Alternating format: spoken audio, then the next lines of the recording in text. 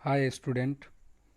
तो जैसा कि मैंने कल आप लोगों को संक्षेप में बताया था कि किस तरीके से हमारा पॉलिटिकल साइंस का चैप्टर है, क्या कैसे अध्ययन हम लोगों को पढ़ना है। पहला चैप्टर में जो पहला टॉपिक था हमारा राष्ट्र निर्माण का अर्थ एवं नेहरू का दृष्टिकोण, इस टॉपिक को हम लोग बेहतर ढंग से समझेंगे कि राष्ट्र निर्माण का अर्थ मतलब क्या होता है। तो राष्ट्र निर्माण के अर्थ का मतलब होता है एक ऐसे देश को बनाना जिसमें सभी लोग खुशी खुशी से रहे, किसी का किसी के प्रति विरोध ना हो, किसी से किसी का अलगाव ना हो, कोई आपस में लड़ाई झगड़ा ना करे। तो ये अर्थ होता है राष्ट्र निर्माण का। कुछ एग्जाम्पल से हम समझने की कोशिश करते हैं। जैसे लेनिन और स्टालिन, ये दो व्यक्ति थे जिन्होंने सोवियत संघ को बनाया था, लेकिन उसके बनावट में कई प्रकार की समस्याएं रह गई, जिसे राष्ट्र का निर्माण तो हुआ सोवियत संघ का, लेकिन 1991 में इसका विघटन हो गया। जैसा कि आप लोग आगे पढ़ेंगे सोवियत संघ के बारे में कि ये कौन थे, क्या थे, कौन सा देश इसमें शामिल था, लेकिन ये आगे जाकर टूट गया। तो नेहरू जी को ये डर था कि हमारा भी भारत आगे चल के कहीं बट ना जाए। तो इसके लिए ऐसे संविधान का या ऐसे कुछ चीज़ों का निर्माण करना चाहिए हमें, जिससे कि आगे जा कर के हमारे पास कोई समस्या ना रहे। तो यही सब सोच के नेहरू जी ने अपना विचार दिया, जिसमें दृष्टिकोण में उन्होंने पहला चीज़ संवैधानिक व्यवस्था की बात की। संवैधानिक व्यवस्था क्या है समझते हैं। भारत में एक संविधान का प्रावधान रखा गया, जिसके अंतर्गत सभी प्रकार की व्यवस्थाओं को उसमें लिखा गया। जैसा कि आप लोगों को पता होगा 26 जनवरी 1950 ईस्वी को संविधान लागू हुआ। तो ये संविधान ही है जो हमें एकजुट या एक राष्ट्र के रूप में बांध कर रखता है। दूसरी बात, राज्य निर्माण। देखिए राज्य निर्माण का मतलब क्या होता है कि यहाँ पे राज्य का मतलब देश नहीं है, बल्कि जैसे देखिए बिहार एक राज्य है, बंगाल एक राज्य है, महाराष्ट्र, कर्नाटका, तमिलनाडु, ये सब जो राज्य हैं, तो ये निर्माण भी करना एक ज़रूरी था, ताकि भारत में एक प्रकार का शासन न होकर के दो प्रकार का हो। यानी राज्य में अलग तरीके का व्यवस्था रखा गया और केंद्र में अलग तरीके का व्यवस्था रखा गया, और इन दोनों के बीच फिर एक कनेक्शन करके जोड़ दिया गया, ताकि ये लोग मिलजुल करके आपस में काम कर सके, ताकि बोझ ज़्यादा न पड़े। तीसरी बात थी सामाजिक व आर्थिक न्याय। आप ज़रा सोचिए कि हमारे समाज में गरीब, अमीर, छोटी जाति, बड़ी जाति के, अनुसूचित जनजाति, अनुसूचित जाति, सभी प्रकार के लोग रहते हैं। तो अगर ऐसे राष्ट्र का निर्माण कर दिया जाता है जिसमें इन लोगों के न्याय का ध्यान नहीं रखा जाता, तो सोचिए आगे चल के जब वो भुखमरी के शिकार होते, गरीबी के शिकार होते, तो क्या होता, आपस में लड़ते झगड़ते और राष्ट्र पूरी तरह से बर्बाद हो जाता। तो सामाजिक व आर्थिक न्याय का मतलब होता है कि इन लोगों पर खास तौर से ध्यान दिया गया। जैसा कि आप जानते ही होंगे कि आरक्षण वगैरह की व्यवस्था की गई, तो ये सामाजिक और आर्थिक न्याय किया गया, क्योंकि वो लोग काफ़ी पिछड़े हुए थे। उन लोगों के पास रहने सहने का या जीवन स्तर उन लोगों का बहुत ही निम्न था हम लोगों से, तो इसलिए ये व्यवस्था की गई। उसके बाद शैक्षणिक या शिक्षा व कानूनी व्यवस्था, ये क्या होता है देखिए। तो देश के लिए, किसी भी देश के लिए बहुत ज़रूरी होता है कि वहाँ के लोग शिक्षित हो। अगर शिक्षित नहीं होंगे तो फिर बहुत ज़्यादा दिक्कत होगी। तो शिक्षा प्राप्त करने के लिए भाषा की ज़रूरत होती है। जैसा कि आप जान रहे हैं, अभी आप हिंदी भाषा में पढ़ रहे हैं, कोई अंग्रेजी में पढ़ता है, कोई बांग्ला में पढ़ता है, तो अलग अलग राज्य को अलग अलग व्यवस्था दी गई। उसके बाद विदेश नीति। विदेश नीति क्या होता है, जैसे भारत है तो ये विदेश के साथ संबंध रखेगा, तभी तो उसके साथ हमारा व्यापार हो पाएगा अच्छे ढंग से। हम उनके साथ रिलेशनशिप में रहेंगे तो हमारा फ़ायदा हो सकेगा या उसका भी फ़ायदा होगा।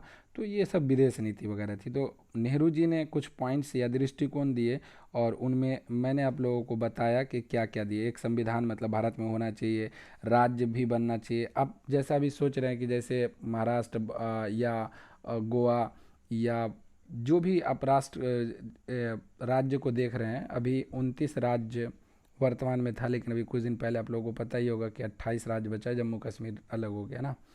तो कहीं ना कहीं हम लोग समझते ये 28 नहीं थे उस टाइम में, और ये बहुत ही अलग ढंग से, विचित्र ढंग से बटे हुए थे। चलिए उसको हम समझने की कोशिश करते हैं कि कैसे बटा हुआ था। तो उसमें हम लोग एक समझते हैं बंटवारे की विरासत तथा शरणार्थियों का पुनर्वास। ये क्या होता है, तो बंटवारे की विरासत और शरणार्थी क्या है मतलब इसका, तो हम समझते हैं। बंटवारे की विरासत का मतलब है कि जब हमारा देश आज़ाद हुआ 1947 में, तभी हमारा देश दो भाग में बट गया था।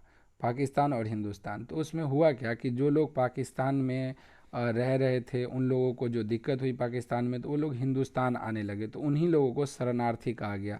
और शरणार्थियों के रहने सहने, किस तरीके से उसको व्यवस्था दिया जाए, क्या किया जाए, उन लोगों के साथ पूरी तरीक़ा से जो उन लोगों के लिए काम किया गया शरणार्थियों के, इसी को पुनर्वास उसका कहा जाता है। यानी फिर से अगर वो दोबारा रहने के लिए आए भारत में, तो कहीं ना कहीं उसके साथ बहुत सारी समस्याएं थी, तो उनको सुलझाने के लिए क्या किया गया कि हमारे भारत सरकार ने उनके लिए प्रावधान रखा। खैर ये सब मुद्दा एक अलग है। हम समझते हैं रियासतों का एकीकरण या विलय, विलय कहिए या एकीकरण कहिए, ये रियासत होती क्या है। तो पहले आप समझिए कि रियासत दो तरीके का पहले था।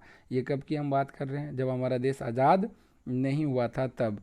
तब रियासत दो तरीके का था, यानी भारत में जो जितने भी क्षेत्र थे वो दो भाग में बटे हुए थे। पहला भाग आप देख पा रहे होंगे कि ब्रिटिश या अंग्रेजी भारत कहलाता था, और जिसको लाल भारत भी कहा जाता था, क्योंकि नक्शे में लाल रंग से ये रंगा हुआ रहता था।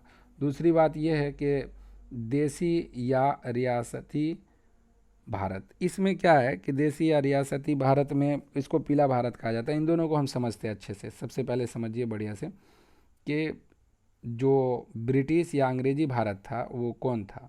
तो जितने भी जो भी प्रांत थे उन उसमें जिसमें अंग्रेज़ों का अधिकार था, वो लोग अपना शासन या अपने तरीके से वहाँ का कानून व्यवस्था को डील करता था, वो सारे अंग्रेजी।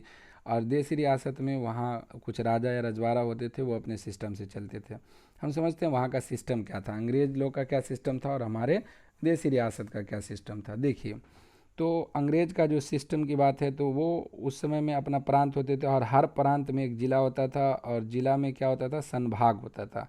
यानी जैसे अभी के डेट में देख लीजिए, आप बिहार है, बिहार के अंदर मधुबनी डिस्ट्रिक्ट है, मधुबनी डिस्ट्रिक्ट के आप एक सकरी गांव में रहते हैं। तो उसी तरीके से अंग्रेज का भी जैसे प्रांत होता था, उसका एक ज़िला होता था, और ज़िला के भी संभाग होते थे।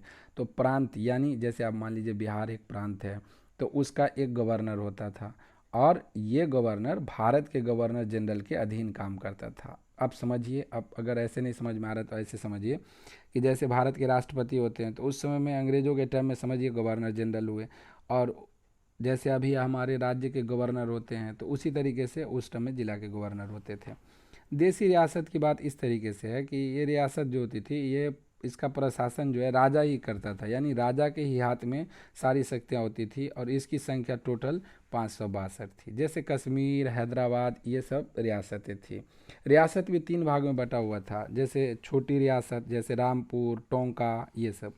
उसके बाद मध्य स्तर का जो रियासत था, उसमें ग्वालियर, भोपाल, ये सब।